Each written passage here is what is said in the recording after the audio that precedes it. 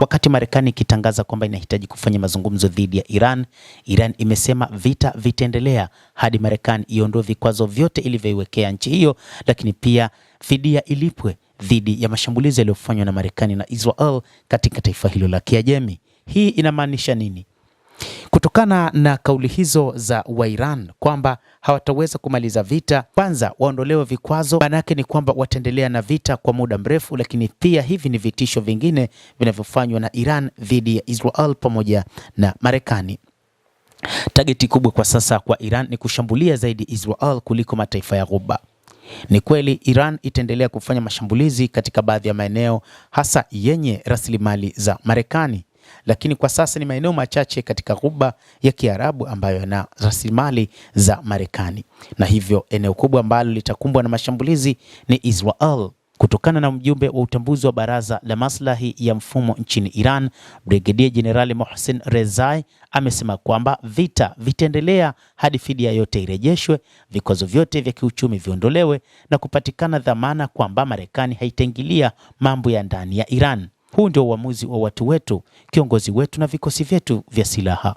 Kwa maana uamuzi huu umeungwa mkono na kiongozi mkuu Ayatollah Mujtaba Khamenei kwamba Iran hawatukubali kumaliza vita hivyo bila kulipwa fidia wala kuondolewa vikwazo.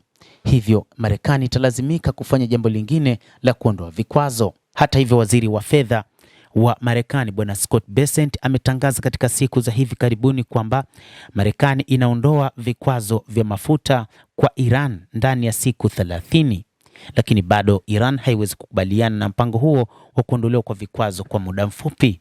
Iran inachokihitaji kwanza ni kuhakikishiwa usalama wake wakati wote, lakini pia ni kuondolewa kwa vikwazo vyote vilivyopo na vilivyowekwa na watu wa Magharibi pamoja na Marekani.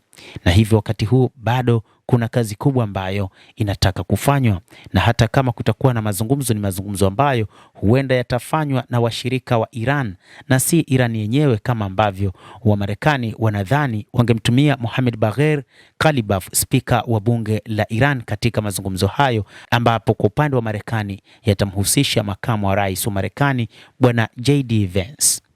Mtazamaji wa The World News, hayo ndio tuliokuwa nayo. Bila shaka nawe una nafasi ya kulike, una nafasi ya kucomment, kadhalika una nafasi ya kusubscribe channel yetu hii. Kikubwa ni kile ambacho wa Iran wanasema hawawezi kukubaliana kumaliza vita hivyo, isipokuwa waondolewe vikwazo vilivyowekwa na Marekani na nchi za Magharibi, kadhalika wasingiliwe mambo yao ya ndani, ikiwa ni pamoja na masuala ya nyuklia na mambo mengine ya uzalishaji wa makombora ya masafa marefu. Lakini pia jambo jingine ambalo Iran sasa wanalihitaji ili waweze kukubaliana na kusitishwa kwa vita hivyo ni usalama wa hali ya juu hata baada ya kumalizika kwa vita.